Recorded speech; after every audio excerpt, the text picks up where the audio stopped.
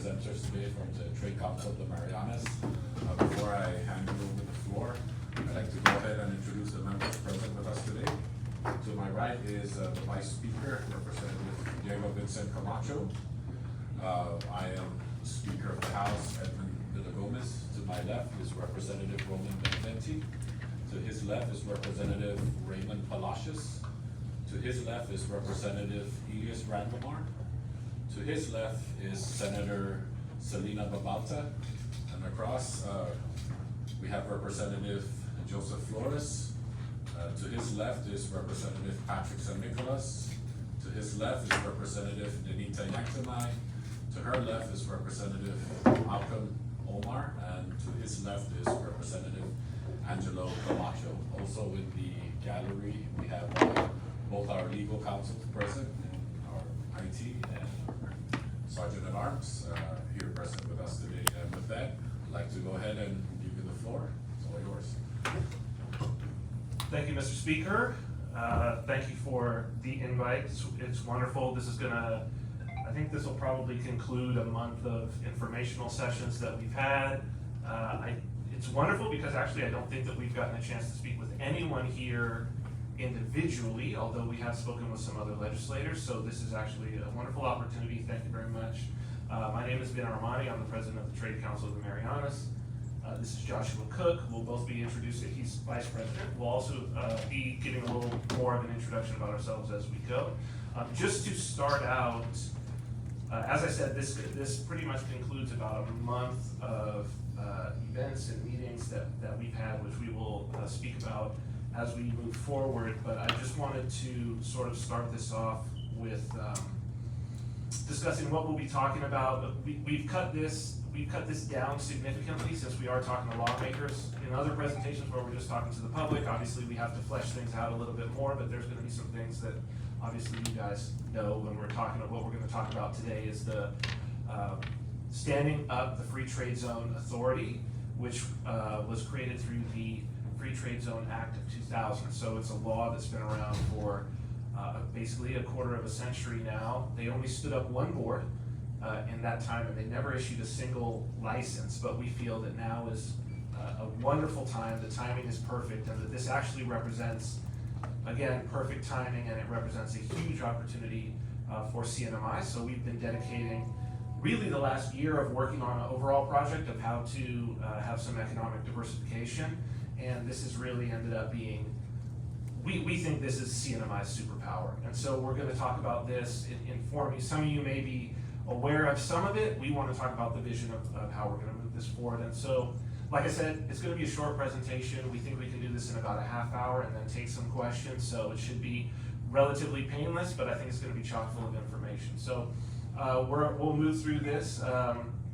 We'll start with an introduction of ourselves. Then we're going to talk about, just give a little overview of sort of where we are. We're really interested in using the tools that we already have at CNMI's disposal. And we'll go back and forth. Josh is going to take this over and really talk to you about, this really is a $1 billion opportunity that we're talking about in a very real way. We'll talk about the specifics of the Free Trade Zone Authority, and then a little bit about what we do and so how it all fits in, which will make sense towards the end of this. And then we really have a few asks that we would like to make of you, legislators, and so we'll talk about that really at the end, but I'm sure that probably by the time we get to the end, you guys will figure out what those asks probably are. So this morning, we delivered a letter to the governor that was a submission of a list of persons for appointment to the Free Trade Zone Authority. So one of the things that the Free Trade Zone Act says that's, I believe it's unique of the boards, of the public corporation boards, is that actually a majority of the 9-member board, it's five people on that board, a majority have to be from the private sector. And it also says that those names have to be recommended by a chamber of commerce, and it defines what a chamber of commerce is. So when they were crafting this law, they really set about to say that this was an opportunity for private sector voices to be in the majority, and you'll see why that's important. So this letter has already been delivered. We've already, this has been part of the whole process, and so now the next step that the law says is for the governor to choose appointees and then send those over to Senate for their confirmation. So just wanted to let you know, as I said, this sort of concludes the rounds that we've been making, and this letter was very important because actually without this, you can't even stand up a quorum technically for the authorities. So the reason why this hasn't been active is because no Chamber of Commerce in the last 20 years has gone ahead and even submitted names to any of the governors. And the governors couldn't even appoint the board, a quorum for the board without that having happened. So, so we are a Chamber of Commerce, and so we did that. So we'll make our introduction here. So as I said, we're a Chamber of Commerce. We're a nonprofit incorporated here in CNMI, and this is our charter, promoting business, commercial, and economic interests in CNMI, advising, consulting with, and providing services to public and private entities in the interest of economic diversification and foreign investment. Specifically, we created this Chamber of Commerce to act as the business association for foreign companies that would come in under the free trade zone. So it's a sort of a purpose-built thing that we're doing, and it's not as with many of the things that we're going to talk about today, something that's very important. Nothing that we're suggesting is a kind of an either-or. We still have the Saipan Chamber of Commerce, we still have Tinian, we still have Rhoda, right? They are still doing their thing. We're a Chamber of Commerce for a new set of businesses that we're going to bring in. So we're going to talk to you guys about that. So my name is Ben Armani. I've been here in Saipan for the last 5 years. Came here in 2020 with my wife and children. I'm the founder of Badger LLC. We also do the Saipan team, which has been already over the past year registering foreign businesses that we're interested in domiciling here. I'm also the Chief Technology Officer of Marianas Rycor. Yes, thank you for having us. Josh Cook.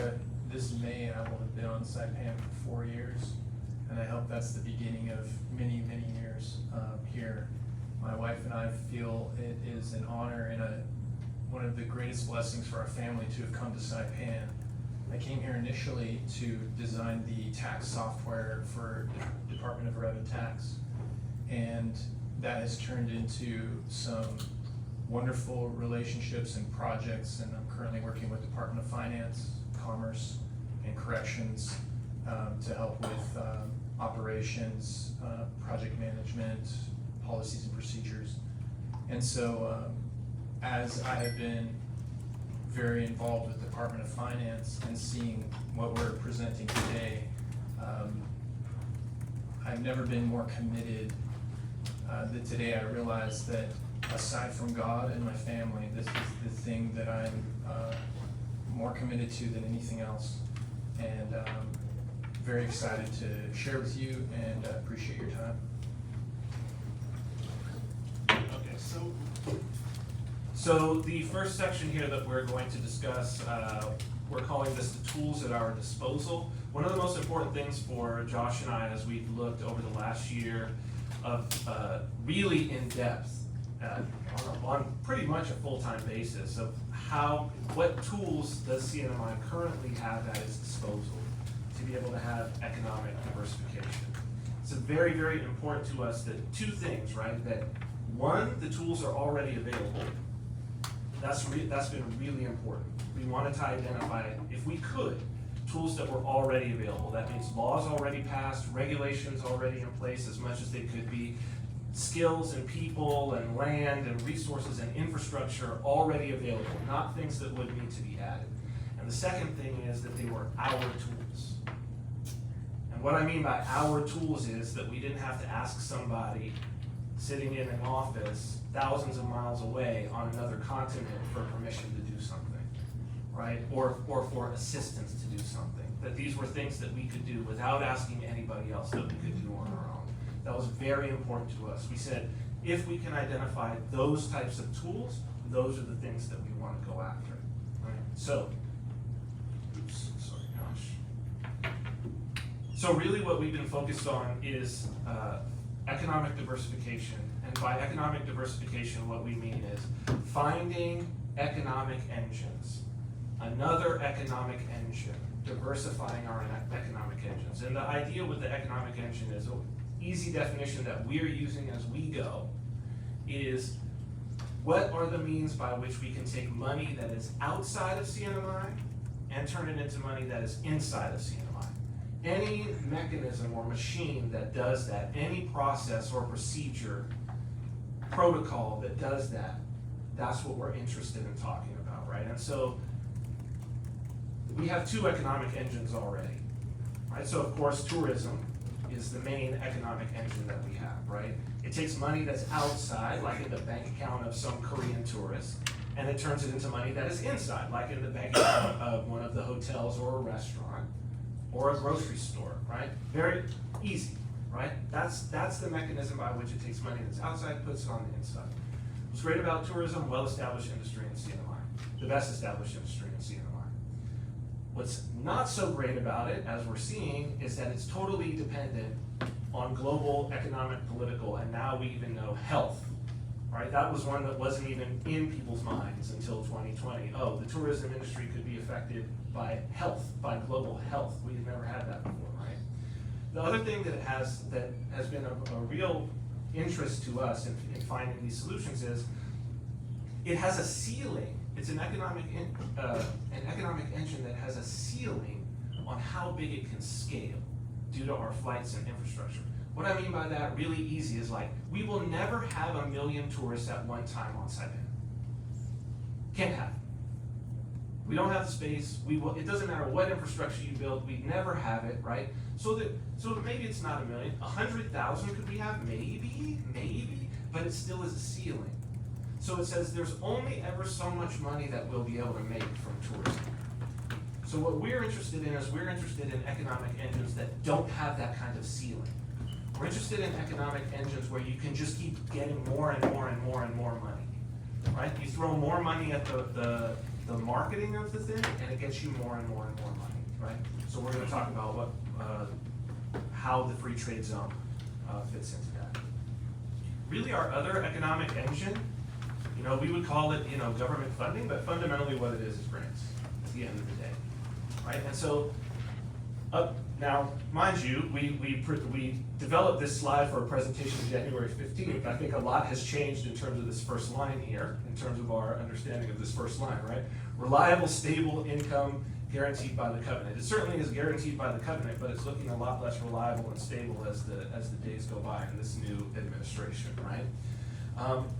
The other thing that it has, and as I've watched, I know the budget stuff is about to begin, and as I've watched budget hearings, I know it's probably painful for you, it was painful for me, listening to some of these where I would hear some of you ask, well, what about this staff member? Can't they be used for something else? And the director would say, oh no, they're funded by a grant, so they can only be used for this, right?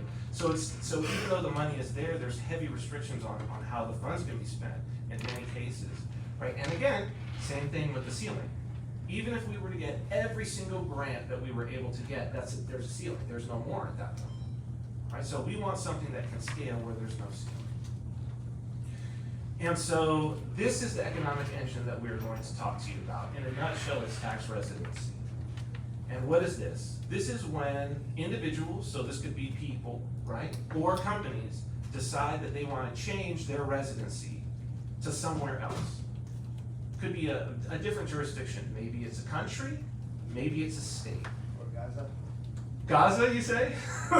Well, if the people want to come. Now, what's interesting about tax residency is that usually the people who are most interested, that's for a different kind of residency, right? That might be like employment, that might be refugee.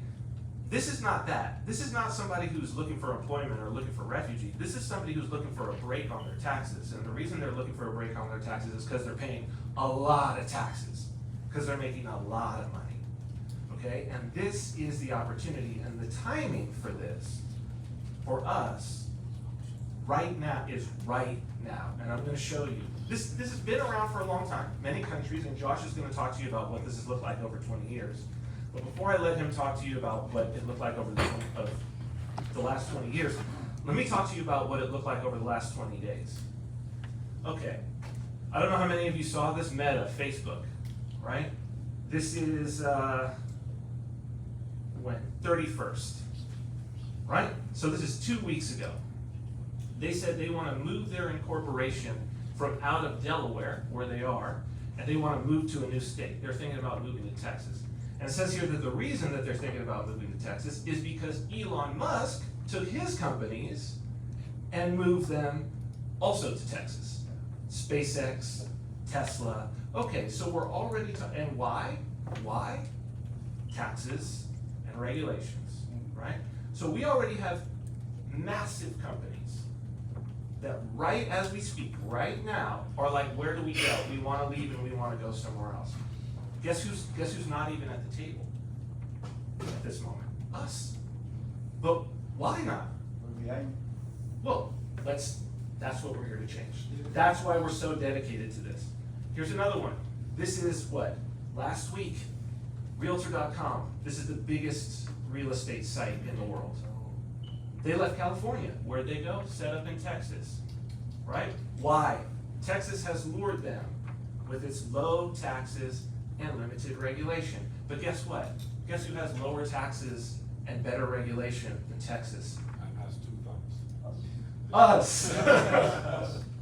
Okay, that's just for the moving between states, right? But we all know that we haven't even really had US companies come here, right? We've had mostly foreign companies. So what about companies that are going to foreign places?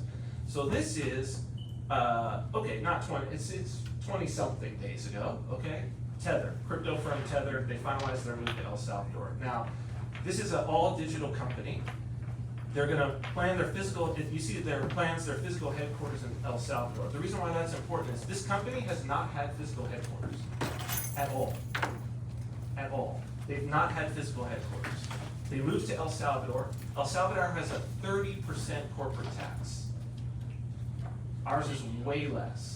Right? We were not at the table for this. We want to put us at the table. Why is this important? Why is this particular firm important?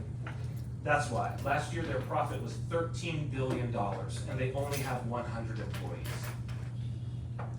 $13 billion. Okay, well, we have a 10.5% corporate tax. Were they to move here instead of there, that would be $1.3 billion in the treasury for this year. For this year in the budget.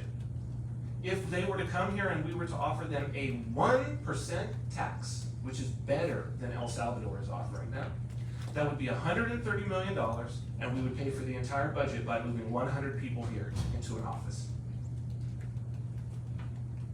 That's this month. This is happening right now. That's February. Right? So this is the time. This is why we're doing this now. This is what this is, right? To give you some idea of what we're talking about here. This is right now. We want to, and that's why Josh is so dedicated to this. But let's show you, like, now is this time. We've been working on it. It just happens to happen. That's why we're happy to be here speaking with you about it. So like I said, recently we were talking to people and we said this is $1 billion opportunity, right? And they scoffed at us and said, $1 billion. We said, this one company at a 1% tax rate, which we can do because we have the QC and we have the free trade zone. We can offer that. El Salvador can't even offer it. That's $1 billion in the treasury. One company, 100 people sitting in an office in Caribbean. Right? Okay. Yeah, I apologize. You know, I said that. I didn't want to speak out of turn, but I believe Vin has the same or greater conviction than I do about this, as you can see. So the important thing to realize is this has been done successfully and is being done in dozens of jurisdictions around the globe. All right? These are some that we're intimately aware of, either because we've looked at it, we've looked into it personally, or we know somebody that's personally there right now, or that has gone there to incorporate.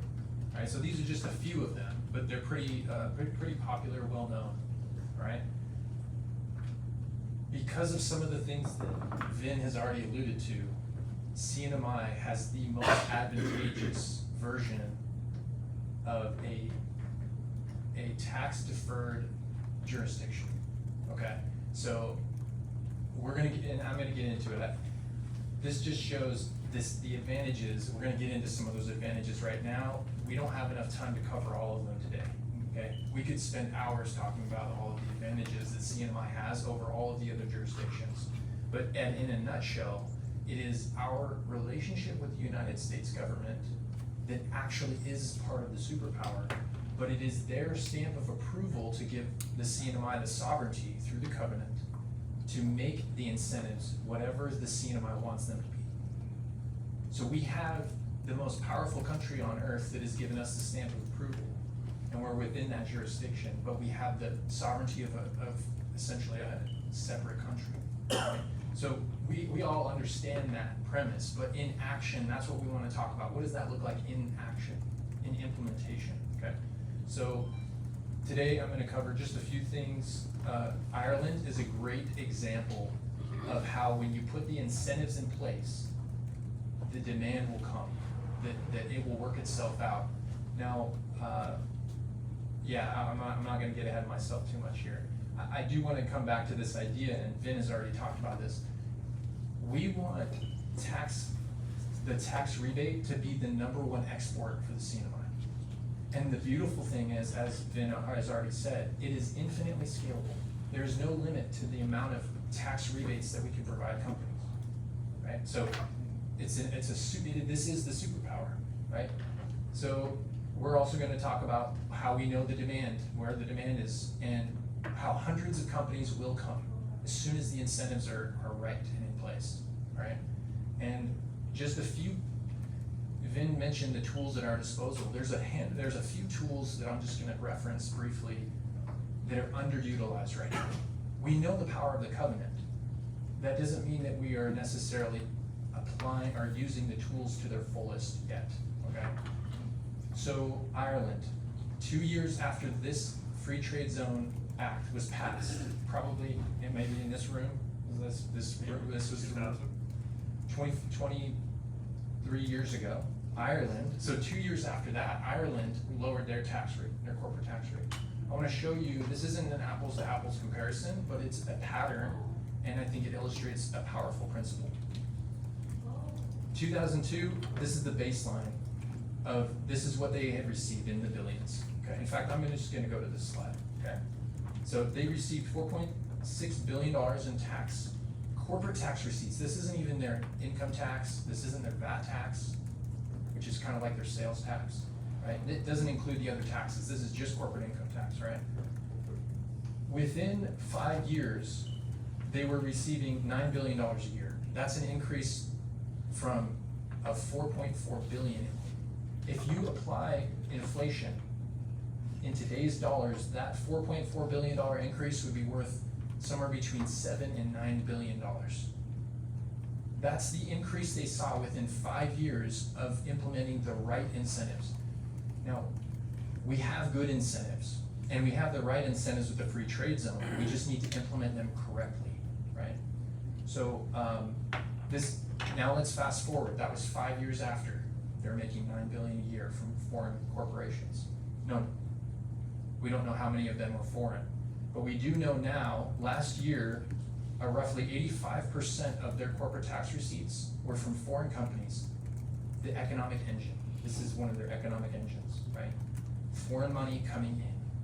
There's only so much you can circulate money with on the island. We need to bring money from outside, right?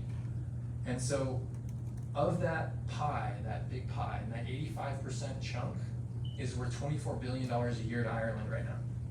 Imagine if we would have been able to implement a similar process as Ireland, we might be in a completely different situation, right? But the good news is there's still time. Now's the time, and we can move on this. All right. So a really interesting, just briefly, Apple was ready to pay $8.8 billion in taxes last year to Ireland, and they're paying the IRS in the United States, and they're paying the Irish government because they're sourcing some money through Ireland, and they're sourcing some money in the United States. I'm pretty sure we can beat that 12.5%, and I'm pretty sure Apple would be happy to pay less in taxes. And the other, speaking of the time is now, within the last few months, they lost a lawsuit and they're paying the Irish government, the court ordered $13 billion in back taxes and fees and fines. So Apple is probably looking as well. We just haven't seen it in the news yet, right? So this is the one takeaway that I hope that we get from this. Like I said, it's not apples to apples comparison, but the point is, if we make our incentives scalable and sustainable, they will come and we will win, and it will be a win-win relationship. And we don't have to offer them 0%. We don't want to offer them 0%. In fact, we want the economic benefit of them coming to be the taxes that they pay. We want that to be their economic contribution to the CNMI. Right? Now we can, and Vin brought this up in our presentation about a month ago, let's say we offered Apple 6% to come. And we're like, well, how about we'll give you 5 if you endow a computer science program at NMC, you staff it, you run it, and then you hire students from that to come and work at Apple at your headquarters here. Okay, and if you give all of the PSS students a laptop, we'll drop it to 4.5% every year for the next 20 years, right?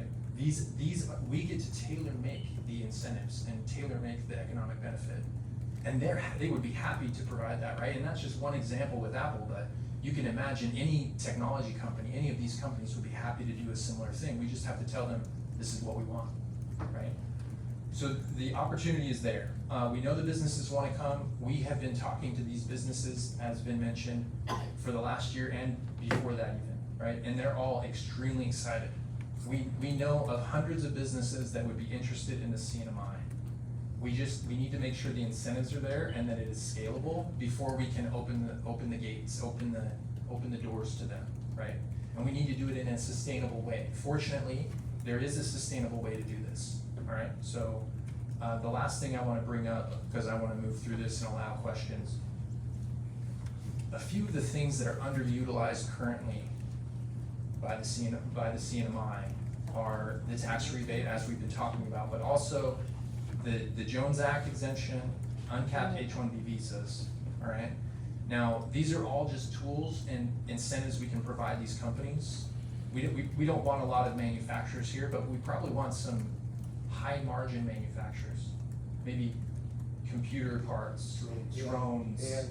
Yeah, AI, exactly. We have the data center that will be on Tinian. We have the line coming into Tinian, right? There's so many opportunities right now with all of this, and we can use all of these to our benefit. Anyway, I don't want to get into too many details. There's so much packed in here, but we can answer any questions that you have. And the good news is, the CNMI is already forward thinking. The CNMI was ahead of its time when it passed this law, and they created the incentives in the free trade zone law. The incentives are there. It's up to us to implement them. So I'm going to turn it over to Vin to share more about the details of the law. Okay, so we're gonna talk about the Free Trade Zone Authority. So again, important to emphasize, this is already done, this law is done. It's done, we've looked it over, it's fine. It's good, it doesn't need amendments. As Josh said, they were super forward thinking. And so when I read it, I was like, oh, what is going on? Now, here's what's interesting, and we'll talk about some things about this name. It probably should not be called the Free Trade Zone. Okay, because I think it even confused me. This was mentioned to me when I arrived 5 years ago, and I run a software company. So I said, well, this has nothing to do with me. I'm not shipping goods. Okay, so but as you'll see, it's not for shipping goods. And the legislature, when they put it into place, we're going to look at the findings and everything. They didn't want it for that. They wanted it was written for my company. It was written for me, but I ignored it because it said free trade zone. Right? So there is, if there's anything to be amended, it's the name, and we'll talk a little bit about that. Okay, so this is the NMI Free Trade Zone Act of 2000. I won't read the whole thing, but what I will say is that the findings and purpose is basically saying they were seeing that the garment industry was on its way out. What they say here is tourism is not going to cut it. We have to have economic diversification. We have to find something else. And so they said we need to have some businesses, but the businesses that we want need to be high skill, looking back at the problems with the garment industry, right? They need to be high skill, high-paying, low impact, right? Not using up our infrastructure. As you see at the end, businesses in the free trade zones must not cloud the air, foul the beaches, and contaminate the aquifer. So what did they say in terms of ones that they wanted? And again, like I said, I run two software companies. What did they want? Production of computer hardware and software, right there. Licensing and distribution of intellectual property. So this is actually something that Apple does quite a bit, and this is probably the lowest impact, right? It's the company that's in control of your patents and your copyrights. So you're a record label, you've got copyrights, or you're a movie studio, you've got, your copyrights. You put the company here, everybody pays their licensing fees here, you have two people in an office, it's millions or billions of dollars and you pay the taxes here. Couldn't be lower impact than that, right? Computer programming services, database storage and retrieval, financial and trade related services. So again, this is like small offices doing global trade, okay? So this is not factories, right? This is not assembly plants. This is nothing like that. This is like mind work. Okay, and in 2000, this is super forward thinking. I was looking at this thing, I've been in the software industry for 30 years now, right? In 2000, I could not have moved here. The infrastructure within the industry was that there were no data centers, whatever. By 2006, I could have moved here because there was the cloud, Amazon Web Services, the whole nine. But by 2006, this was already forgotten about. So it's like sometimes ideas fail because they're bad ideas, but sometimes ideas fail because they're great ideas that are just ahead of their time. That's what happened here. An absolutely brilliant, a stroke of brilliance for CNMI that was then put together and then kind of just forgotten about. And so now that's why the resuscitation now is the time, right? It's all there. It was all put in place. This is an article from 2002. Every year since 2000 after that. So there actually was a study, and it's referenced in the findings, that was predicting what would happen to the garment industry. Okay, so I'm going to quickly go through this. Obviously, you guys are lawmakers, you can look at the law yourself, but we'll just go over the key points here. So, the Free Trade Zone Authority issues free trade zone licenses. Okay, all the license is it is basically like a mini QC. We're all familiar with the QC. All the license does is it gives tax rebates. That's it. In order to be able to qualify for a license, you need to be a business inside of an area that's been designated as the free trade zone. So the Free Trade Zone Authority can't just give it to anybody. The legislature has to designate specific areas of the various senatorial districts. And then, if I'm within those areas, because I found a business and I come within those areas, then I'm eligible. So any business can do it, except, this is important, existing businesses within the Commonwealth may not relocate existing businesses from outside a free trade zone into a free trade zone. So you can see that their whole idea was set up a free trade zone and get foreign businesses to come in. Right? So it's not an idea of set up a free trade zone and then everybody who already has a business moves their business in. That's not the idea behind this. The idea is to get brand new businesses to come in. Okay, and this is what you can do with your free trade zone license. Can be exempted from BGR, excise tax, additional rebate, developer's tax, export taxes and user fees, right? It's just the QC. It's the QC. It can be a rebate of from 1% to 100%. 100% is what we've given with the QC. We think that's actually a big problem with the QC, right? Is that why would you give somebody 0% taxes? Like, how about 1%, 2%, 3%? That's still better than anywhere else in the world. Nowhere else can offer that, right? From 1 to 20 years. And one of the coolest things about this is that all of the taxes that get paid by licensees go into a special account. So you're actually going to be able to see, by looking at that account, how much income is being generated by the free trade zone. I think that's one of the most brilliant pieces of this, because I know for you guys it's often very difficult to determine how successful a given initiative is, right? This is like, you can't deny it. The Free Trade Zone Authority says, here's how much we brought in, and then at the end of the year, it's consolidated and it goes into the general fund, right? So it's a sort of a trust account until it's time for the appropriation. Okay, and again, this is the rebate trust account, exactly as I just said. This is how free trade zones are created. So when it came into action, 20 hectares out by the airport were designated as a free trade zone. That's already there, you may know about it. It's got World War II roads. The roads are there, the water's there, the power is there. The land would need to be cleared, but there's no buildings. So as we talk to our colleagues, so we have a set of colleagues, Metropolis Global, they're backed by Peter Thiel, and they actually helped Palau set up their digital ID program. Right now they're in Philippines working on the big free trade zone there that's in Bataan. And we talked to them about this. They said, it looks awesome, but here's the deal, guys. Like, you really need a free trade zone with some buildings already in it so that you could just move some companies in, right? So luckily, the other way that you get it is any other areas designated as free trade zone by the individual legislative delegations. So Sniled or Tinian's delegation or Rhoda's delegation, by just passing a local law, can say, we designate X area as a free trade zone, boom, it's a free trade zone.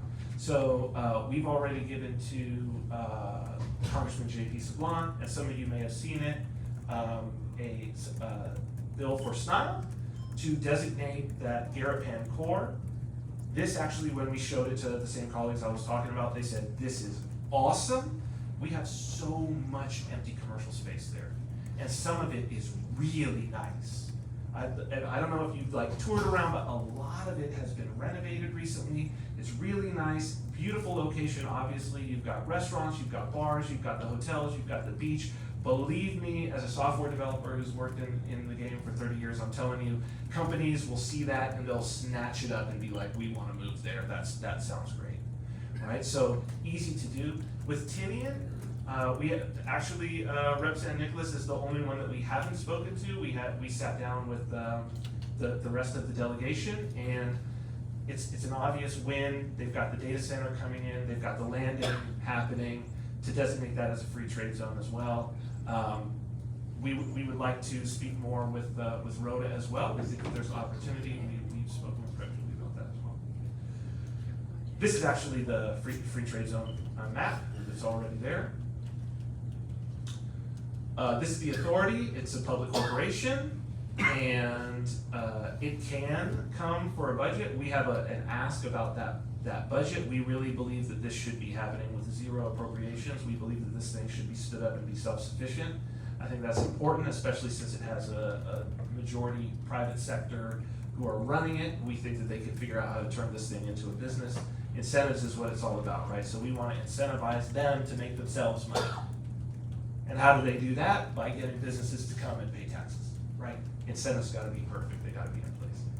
The board of directors, this is as I had already said, 9 members, 5 from the private sector. The private sector ones need to be appointed by, or need to be suggested by a Chamber of Commerce. We've already done this. And of course, as we have with our other boards, 1 Carolinian, 1 woman at least, and 1 at least from each of the senatorial districts. So this is summary. Public corporation, directors suggested by the Chamber of Commerce. We've already got the 20 hectares, but really this is the role for the legislature to find the other areas, and we have suggested some up to 100% rebates, but we do not think that should happen, and of course the segregated account. So I'll pass it over to Josh to now talk about how sort of we see ourselves fitting in to actually implement this thing and make it happen. Yeah, so as has been mentioned, we'll be a Chamber of Commerce that kind of extends into all of these free trade zones across the CNMI.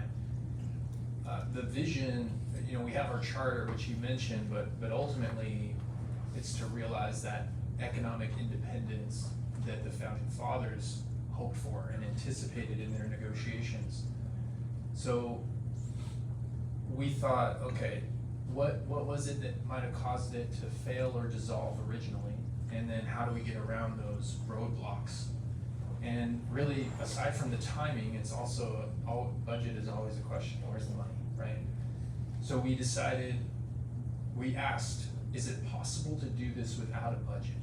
And that's why we created the this Chamber of Commerce, is that we committed to making whatever sacrifice was necessary to find or to be the answer, right?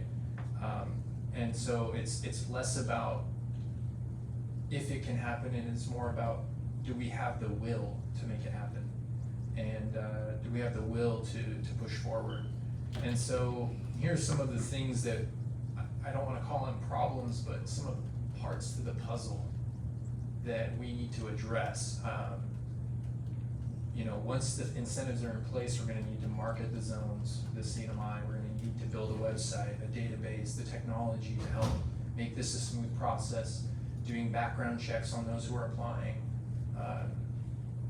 helping the authority maintain compliance, make sure these businesses are paying taxes, addressing and identifying infrastructure needs, trying to be proactive about things, reversing the brain drain, helping these businesses find local talent. There's all these types of pieces that need to come together, and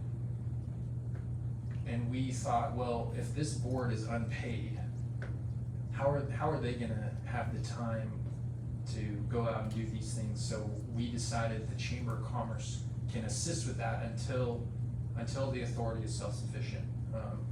And so we ultimately committed to find or to be the answer to all of the questions that might arise. And we're anticipating as much as we can, but we also assume that we're gonna run into problems that no one knew about, the unknown unknowns. And so we're ready to dive in whenever it takes. And that's why we set up the Trade Council of the Marianas, is to find or be the answer. And I'll let you take over the next steps. And so, in terms of, this was also an important thing for our recommendations. We did a presentation on the 15th of January at American Memorial Theater.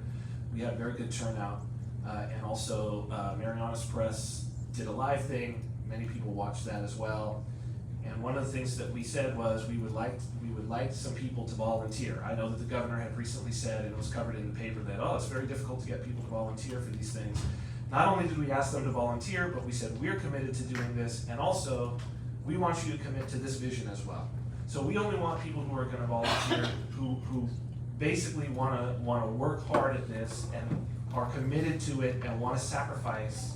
If you wanna sacrifice of yourself for the good of the Commonwealth, and to build this thing, and if it's meaningful to you, then please ask us. And both from the public sector and from the private sector, both, we got people who were really fired up and ready to go. That's all that's on the list. So not only are we committed to it, everybody that we've recommended is only people who are committed to it, right? And so I think that's very important, that this group that's going into it is really, really ready to work hard at this. So in terms of, these are the next steps. So here's our ask. Here's our ask to all of you, in terms of what we need, because certainly we do need it. This is something that's potentially a huge positive thing for all of us here, but it's also something that's going to require, I think, buy-in, especially from our leaders, as we move forward on this. So there are actually 3 bills. So Senator Karina Magofnia has 3 bills that she's looking to introduce that will be heading down here. So I wanted to, sort of preview those so that hopefully these things don't have to suffer the death of committee, and that people are bought in here, and that we can move on these. They're very simple. So the first one is, let's rename the free trade zone the same way that we renamed CETA. Let's rename the free trade zone to the economic incentive zone. All right. So may I ask why? Yes, you may. So the reason why is pretty much exactly what I ran into. When I saw just the name itself, and as we've spoken with many people now about this, including people in the industry, free trade zone has quite a bit of baggage. So there are many free trade zones all around the world, and they mean many different things. And the structure that they offer, especially if we're talking about in the U.S., foreign trade zone, which is FTZ as well, has a very specific meaning, and it's like a duty-free zone. Our free trade zone actually isn't that. Our free trade zone is just rebates on taxes, just like the QC, right? And so renaming it economic incentive zone, since what we have to do, our challenge is actually marketing. This is actually a marketing challenge, right? So we've got to go out and we've got to market to the world that CNMI is a good destination. The same way that MVA markets, right? So MVA is marketing to tourists. Now, the Free Trade Zone Authority has to market to businesses to come and domicile instead of to come and play, and people to come and play at the beach. Well, what does MVA spend all their money on? Marketing. Is the name important? Of course it is, right? They hire these marketing companies to come up with these cool names and hashtags and the whole nine. We're saying Free Trade Zone Authority is dragging us down from a marketing standpoint. But economic incentive zone, then I ask, oh, well, what are the economic incentives that you're offering? Yeah, if you can imagine you're standing in front of an executive at Apple and you start telling them about a free trade zone and you start throwing out that word, they're gonna think that's not related to what we do, right? But if you say economic incentive zone, then they're gonna think, oh, okay, that could apply to me, right? So they're filtering out information, and if we don't have a name that is self-explanatory, then we're gonna lose companies. So another bill, this is, right now what we do not have in all of CNMI is we do not have a single person who is dedicated, or office who is dedicated to dealing with foreign companies that wanna come here. We just don't. We used to, but when we lost our immigration. Yes. And so this bill actually takes that office and sort of just revamps it a little bit with a few amendments and again a name change to say, okay, let's put back at Department of Commerce someone who can. And this is a very important job. This is somebody who would also be working with the Free Trade Zone Authority. But the Free Trade Zone Authority is again a public corporation. This would be actually within the executive branch. So it's that liaison for those things, right? And then the third one, this is a minor one, but something that we have run into. Adding a filing number to documents filed with the Registrar of Corporations. This may seem like it's super unimportant, and why does this matter? But actually, this is one of the reasons. We just encountered this with Wells Fargo, with our own business. Because we didn't have a filing number on our articles of incorporation, Wells was like, well, we would love to open an account for you, but we can't. Because our policy says, and all of the nationally chartered banks, basically they have a policy that says there must be a filing number. So we just went, printed a filing number on it, had them refile our articles of incorporation. The registrar was nice enough to do that, send it over to Wells, and they're like, oh, thank you, now it's fine. It's that dumb. It's really seriously that dumb. But with this is going to enable the businesses that come here, who are US companies, to then be able to take advantage of also nationally chartered banks. I'm talking about Chase, Wells Fargo, Bank of America. We haven't had access to that. We want to create that opportunity, and also CNMI companies, not just these foreign companies, CNMI companies will have access to this. So here's the final thing, and this is the big thing that we would ask, and we've kind of, I think, previewed it a little bit. What we would ask from you is please do not fund this authority. Which authority? The Free Trade Zone Authority, The government established, the public corporation. okay? We are asking, please do not give a budget to this authority. Why not? Well, here's the reason why. They're able to earn money off the license fees. That's how it was designed, right? So it's designed to be a self-sufficient authority. One of the things that we have seen with many commissions here, I think we all can recognize, is that we have commissions that basically are doing nothing, but because they are salaried and given a budget that they say statutorily they have to have a budget, and so it becomes about giving a budget for the commission or board rather than the board actually doing the thing that they're supposed to do. We are committed, and everybody who is committed on this, look, you're not funding it now. It hasn't been funded for 25 years, right? So basically what we're asking you is keep doing the same. Don't fund it anymore, because everybody who's committed on this is committed to doing it, to making it self-sufficient. And the best thing for that is that we really need your help. If it comes and a budget is asked for, to at least have a high level of scrutiny and say, why are you not self-sufficient? right? There should really be pushback. It seems weird. I know it seems counterintuitive. I'm sure you've never had somebody come up and say, please don't give us a budget and please don't fund us, right? But we believe that that's very important for getting these incentives, right? Yeah, I'm just gonna reiterate, I mean, he said it perfectly, but I'm just gonna say it in my own words. That whole commitment, the will to do it, the personal sacrifice that's involved in this is very important, I think, to keeping this on the right track. And we want everyone that's on that board to have that same type of commitment to the CNMI, right? That their commitment won't be clouded by any other incentives or anything else other than their commitment to the CNMI and the prosperity of the people. So that's it. We'll take questions, but if any of you want to get in contact with us instead of us putting cards all around, we'll leave this up. If you want to scan it with your phone will automatically add our contact, our email, and all of that. But besides that, if you have questions, we are absolutely happy to have to take some from you. Thank you very much for your attention. Thank you very much. Okay, the floor is open for questions. Please just raise your hand and I'll recognize you. Recognize Representative Palacios.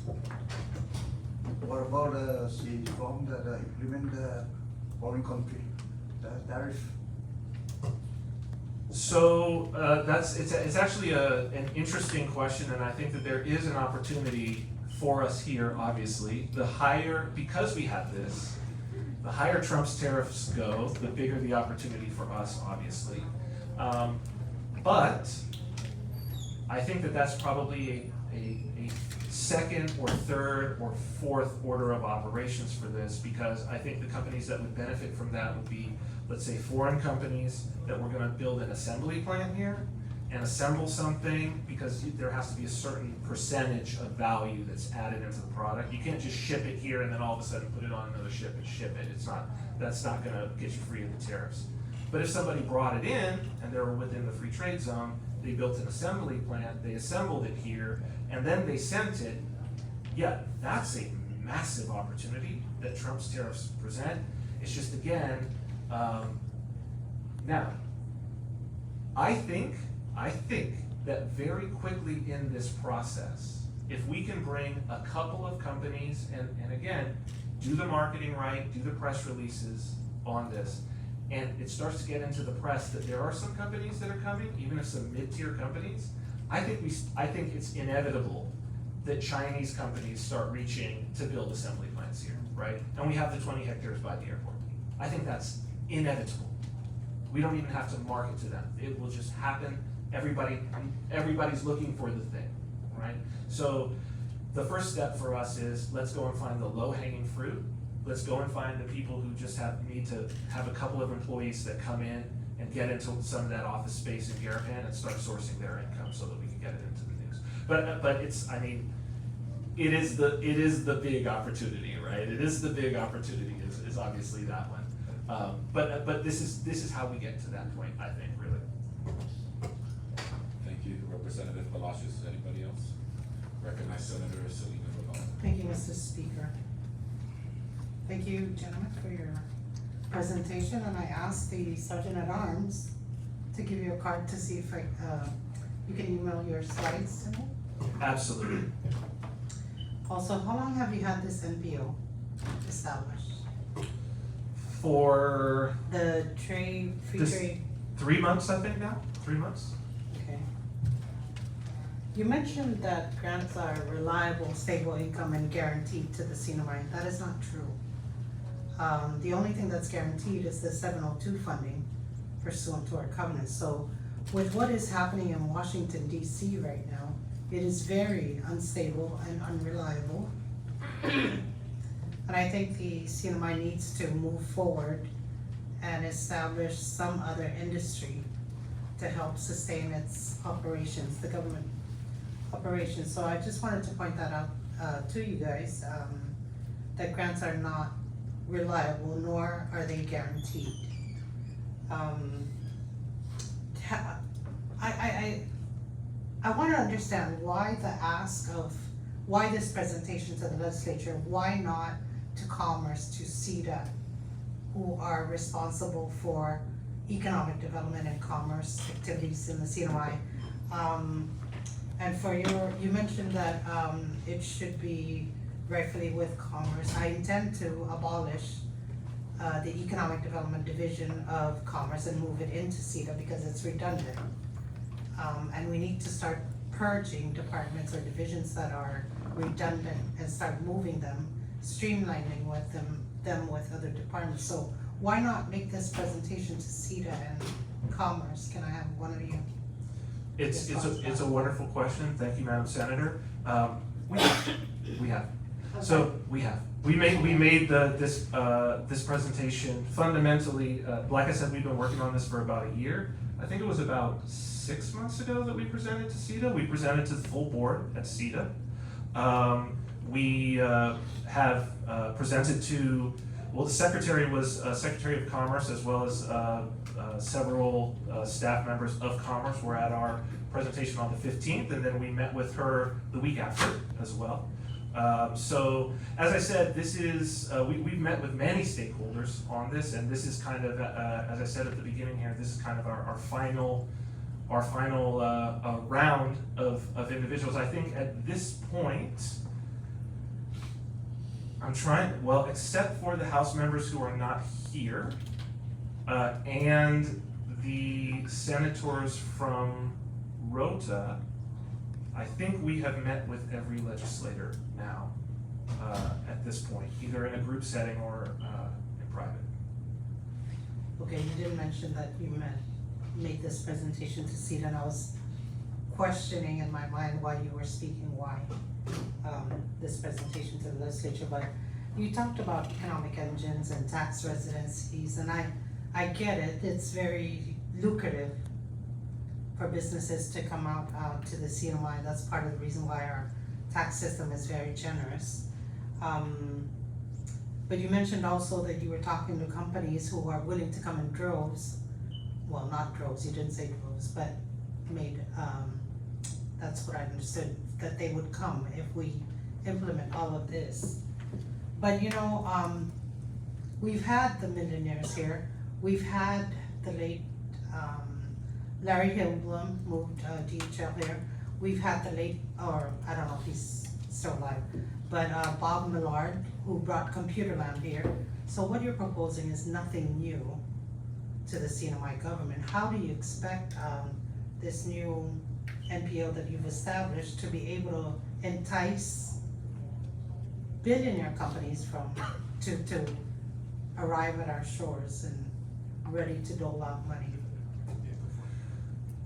So, thank you, wonderful question. And actually, our presentation to CETA, this has actually been one of the big revelations that we've had, is that our tax system actually is not good.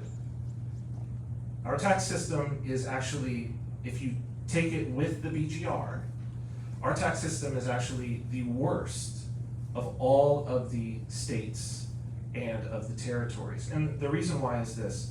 We have a gross, revenue tax. This is a pretty easy to figure out. We've got a gross revenue tax. So that's not taking into consideration what a company's profit margin is, right? So imagine that you have a 20% operating profit margin, which means only 20 cents of every dollar is going to go into your pocket. We have a 5% gross revenue tax. That means the government is going to take 5, right? So that means off the top, we have a 25%. You have a 25% effective tax rate. Well, that's worse than the IRS. That's already worse than the IRS, right? If your profit, and most companies do not have a 20% profit margin. That's actually high, right? So, for instance, we could get deeper into this. Our grocery stores are, I hate to say it, but our grocery stores, they have to. Our grocery stores are lying on their taxes. They have to. Because the operating margin for grocery is about 6%, which means that if we are taking a 5% gross revenue, that means that they've got a 1% profit, right? So the biggest thing that we found, that even if we only do one thing, and that one thing is that we exempt these companies from BGR, if that's all we do, then what they're paying is now they're paying, at this point, a 10.5% profit tax. we went from the worst in the world to the best in the world. Because then we become better than Hong Kong, Singapore, and all of them, right? It's the BGR actually, and I've said this, and now I guess I'll say it like this. It's been around for a long time. If I was somebody who wanted to ensure that CNMI was poor forever, the BGR is what I would implement. When you run the numbers, that's it. So Madam Senator, to your question of how do we think that our nonprofit that's only been there for 3 months? Now, mind you, we started the nonprofit so that we could be a chamber of commerce, so that we could suggest appointees. We've been working at this for years here. We've been working at this problem for years, right? So when we presented to CETA, we presented as ourselves. We didn't yet have the nonprofit, right? The nonprofit is a piece of all of this happening. So how we know is we know this. If we have the greatest, if just by saying, okay, we've eliminated the BGR, if we have 10.5% profit tax, that's already the best in the world. If we have the most, it beats everywhere. If we have the most attractive tax rate in the world, it doesn't seem like if, it's just when does the company come here, right? So it's first getting the incentives right, and then marketing it to the business community globally. It's just those two things. But we feel very confident, not us, not that we will do it. We feel very confident that it will be the Commonwealth that does it by showing what tools it has and can make available to businesses. Okay. When you said the tax system is actually worse, I was wondering who for, but I agree. I think it's time the legislature consider amending the BGRT to reflect the actual profits and base it on a company's revenues rather than just a flat, at least a license fee or to reflect how much the company's revenues are. But you also mentioned Elon Musk, and based on what's happening in DC, Elon, as we now see, has his own agenda, which I don't agree with, by the way. That being said, I also introduced a captive insurance company which would take care of a lot of the incentives that you speak of.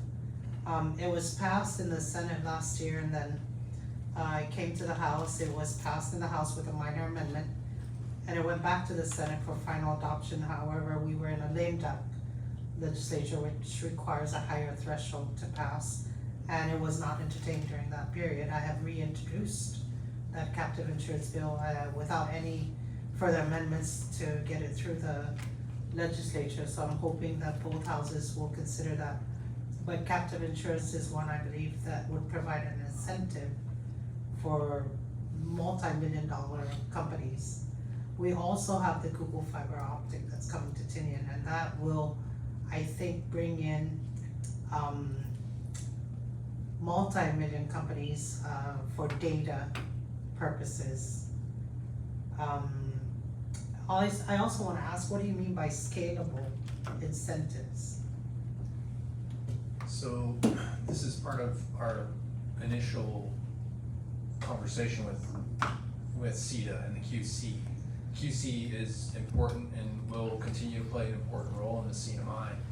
But with the current process in place, there's only so many businesses that can get a QC within a year's time. We can't afford to only bring 5 to 10 companies to the CNMI here. We need to be bringing hundreds of companies a year and be sourcing all of that revenue. It doesn't limit the companies, the QC doesn't limit the companies, it limits the industries. It's not the law we're not talking about, we're talking about the process. So like we just had what happened with the airlines, right? And so CETA has a certain amount of capability, and the process also requires certain things like the public comment period and all of these things, right? So it's in that process, if you look at that process and then you say, okay, how many times could we have done this year? This whole process with the staffing and everything. And you're like, man, maybe we could have done it 10 times if everybody was really working hard at it. You know, so that's 10 companies. But we need to be bringing hundreds of companies. The problem, I think, with CETA's QC process is not the lack of company or lack of staffing, it's the lack of companies who are willing to invest in here unless we go out and attract them. That's absolutely right, and that's why we're, when we went to CETA, so, Madam Senator, you're absolutely right. When we went to CETA, we had actually gone to them to say, let us help you to do a template QC, and let us go out and let us bring companies. And we've been speaking with companies, right? So that was what we went to CETA to present. Never got back to us.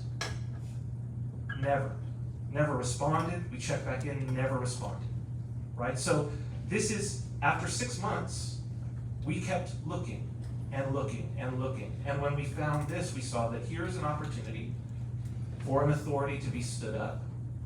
Can we find some people who are dedicated, who want to do this, who want to dedicate their time to do it? And so that's what we've set out to, because this whole entire time, we've been committed to it, and we said to CETA, we don't want to get paid. Like, let us bring you the first company, and we had the first company at that time. We said, let us bring you the first company. Just let us know, just connect us with your staff, just let us know. We have them, they're ready. It isn't that all the companies don't want to come here. The first thing is, they don't know it exists. Every company we speak to, first off, they don't know CNMI exists. Like, we take it for granted, but I'm telling you, when I tell people where I live, who I work with in the software industry, they're like, where? So first you gotta know that we exist, then you gotta know that the QC exists, and then the way that the QC has been used up until now, it's only ever been used to give 0% taxes. Right, so it hasn't been used as a revenue generator. I find the same challenges with CETA. I've spoken with them 3 times at least last year to create an incentive, a specific investment package, fashion it to specific industries, and I haven't received a response either, so. But, this is all nice that we're talking about it, but we don't have the workforce capacity, and I don't know if you guys took that into consideration with the expiration of the CRNA in what, 4 years? We don't have the capacity workforce for it. So, great points. There's a few things to keep in mind. And this isn't a full answer. I think this is something that we're gonna have to explore and work through the solution. I'm confident that there is a solution. Part of the answer, I believe, is our uncapped H-1B visas, right? Businesses bringing their employees here. There are plenty of employees that would love to come here. In fact, one of the businesses that we've been working with, they incorporated in Ireland and then they withdrew. And one of the things that, it wasn't the primary reason, but one of the things that they immediately started talking about was, oh, we would love to come and be in Saipan because Ireland's cold and windy, right? In addition, employees will get half their tax rate here. So the employees will get a better tax rate, an amazing quality of life, obviously get to be with amazing people and culture. I don't think that getting the people here is gonna be a problem. And there's plenty of H-1B visas that are denied in the States that could be accepted here. So Apple, or let's just take Facebook, they applied for roughly, I'm going off of memory at this point, but 8,000 visas they applied for, they only got around 4,000 or 5,000 accepted. So if they know that they're only gonna get about half accepted, why not apply for half in the States and half here in the CNMI, right? Now, whether we want 4,000 H-1B workers here is a different question, but the point is we have that ability. And so they will figure out that solution. Let the business solve that problem. Okay, but we've heard nightmares from businesses who have run into problems with US immigration processing the paperwork, so I just want to throw that in. It's not my issue to deal with, we don't deal with immigration. Yeah, so one of the best parts about this is that the companies that will benefit the most from this are US companies. And the reason why is because US companies are the ones who will get the reduced rate as versus the IRS. They can also, US companies can also come here the same way that they can move to Yes. another state, right? They don't have to file as a foreign Yes. well, they're a foreign corporation, but they're just able to source within and then without, right? So everything's sourced within. So we've got US companies, whatever they're dealing with, immigration, or employment or otherwise, it's the exact same thing. And this is part of the thing of there's no difference in the administrative burden because our tax system and our immigration system, when it comes to a US company, is the exact same as on the mainland. So there are people who they need a visa for there, they get a visa here, except we have no H-1B cap, right? And their US employees can come here and live without a visa, right? So There it's might very- be impediments there. The CNMI immigration is specific to the CNMI, it doesn't apply to the US. And US immigration policies do not apply here. Right. This was tailor-made for the CNMI. What I would have liked to see was, CNMI trying to get its immigration control back, but that's a long shot. That's all I have. Thank you very much for great questions. Thank you, Senator. Floor is still open. Councils, any questions? Tomas, any questions?